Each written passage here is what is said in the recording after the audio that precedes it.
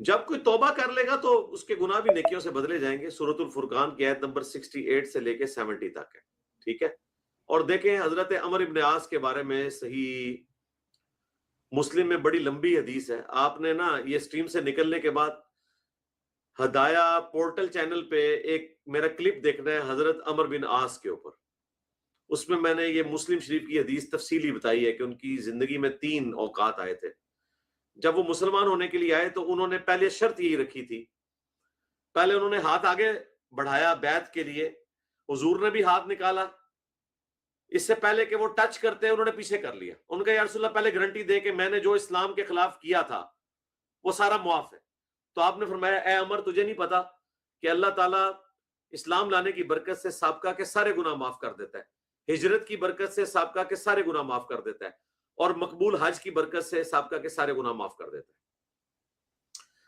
اور پھر انہوں نے اس تفصیل سے حدیث اپنے بیٹے کو اپنے مرض الموت میں بتائی کہ میں یعنی ایک وقت تھا میں حضور سے زیادہ کسی سے نفرت نہیں کرتا تھا, میری خواہش تھی کہ میں ان کو قتل کر دوں, اور ایک وہ وقت بھی آیا کہ ان سے بڑھ کے مجھے کوئی محبوب نہیں تھا, اور اتنے مجھے محبوب تھے کہ میں ادب کی وجہ سے کبھی ان کے چہرے کی طرف آنکھ بھر کے نہیں دیکھتا تھا, صرف اس وجہ سے کہ میں اس کو بھی خلاف ادب سمجھتا تھا. اور اے میرے بیٹے اگر تو مجھ سے کہے نا کہ میں اپنے نبی کے چہرے کے خد و خال تم سے بیان کر سکوں تو میں نہیں کر سکتا. میں نے کبھی غور سے آپ کے چہرے کی طرف دیکھا ہی نہیں ہے. ادب کے بارے میں نظریں جھکا کے بیٹھتا تھا. کیا بات ہے. ٹھیک ہے.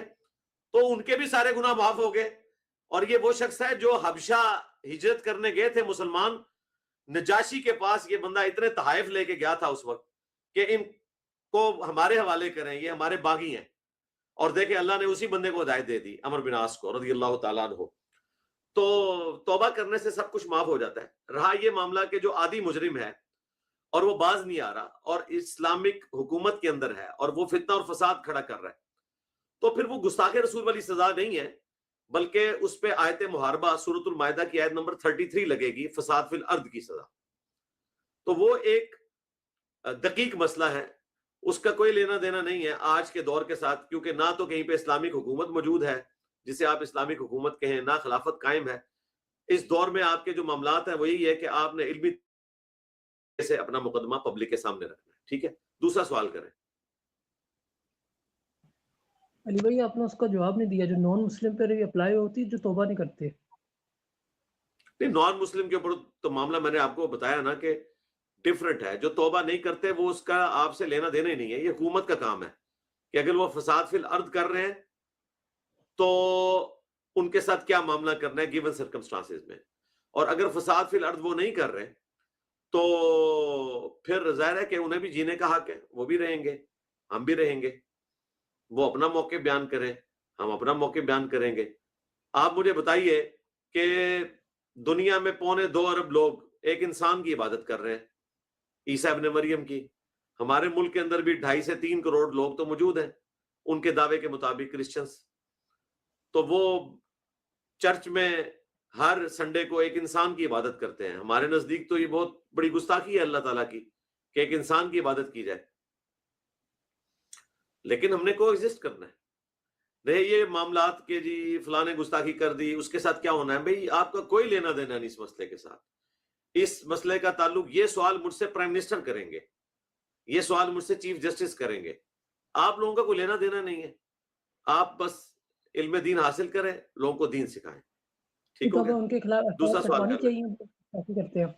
جی جو ہمیں ان کے کیا خلاف چیز ایف آئی آر کٹوانی چاہیے جو گستاخی کرتے ہیں. ایف آئی آر کٹوائیں نا ذرا آپ چشتی رسول اللہ اور تھانوی رسول اللہ کے اوپر منازع کرنے والوں کے اوپر. پنڈی میں ہے نا, آپ پنڈی میں ایک مفتی بیٹھا ہوا ہے جس نے 2009 میں چشتی رسول اللہ کا دفاع کیا ہوا ہے. تو بسم اللہ پہلے اپنے گھر سے کریں نا, تاکہ کوئی کافر آپ کو تانا نہ دے سکے کہ آپ اپنے لوگوں کے اوپر تو نہیں کٹواتے ہیں, ہماری طرف آ گئے ہیں. تو میں ایڈریس بھی آپ کو مفتی صاحب کا بتا دیتا ہوں کہاں پہ وہ رہتے ہیں, تو بسم اللہ کریں آپ. اور یہ میں آپ کو صرف الزامی جواب کے طور پہ بات کر رہا ہوں کہ اگر آپ کو شوق ہے, میرے نزدیک تو کوئی فائدہ نہیں چیزوں کا, آپ نے صرف علمی طریقے سے مقدمہ رکھنا ہے. لیکن اگر آپ کو شوق ہے تو سب سے پہلے اپنے گھر کی صفائی کریں نا جی.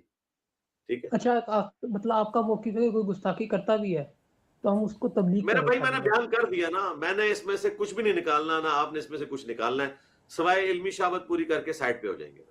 دوسرا سوال کر لیں. جی 2 سوال ہو گئے ہیں. دو سوال ہو گئے آپ کے بھی.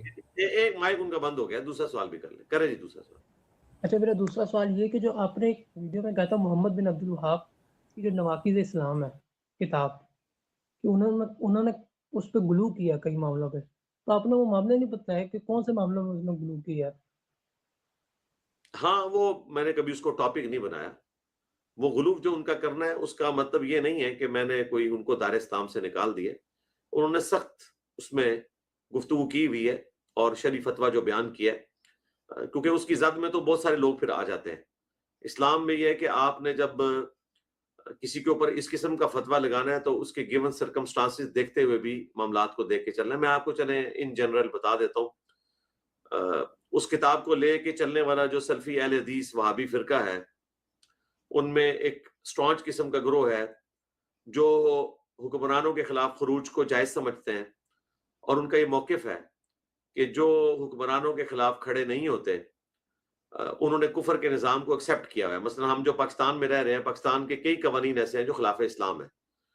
تو ان کا اسکول آف تھاٹ یہ ہے کہ آپ نے حکمرانوں کے خلاف خروج کرنا ہے, آرمڈ کنفلکٹ کرنا ہے, اور اگر آپ نہیں کر رہے اور اس سسٹم کو ایکسیپٹ کیے ہوئے ہیں اس اعتبار سے کہ آپ آرمڈ کنفلکٹ نہیں کر رہے, تو آپ کا اسلام جو ہے خطرے میں پڑ گیا. یہ سب سے بڑا ایک کریٹیکل ایشو ہے جس کو یہ خاص اسٹرانچ قسم کا جو ایک سلفی طبقہ ہے وہ لے کے چل رہے ہیں. تو اس قسم کی اور چیزیں بھی ہیں, تو وہ آپ پڑھیں گے تو آپ کو آئیڈیا ہو جائے گا قرآن و سنت کے دلائل کی روشنی میں. باقی چونکہ آپ نے یہ مجھے مشورہ دیا ہے تو انشاءاللہ تعالی میں کبھی مجھے موقع ملا تو میں اس کو ٹاپک بنا کے انشاءاللہ ایڈریس بھی کر دوں گا انشاءاللہ تعالی.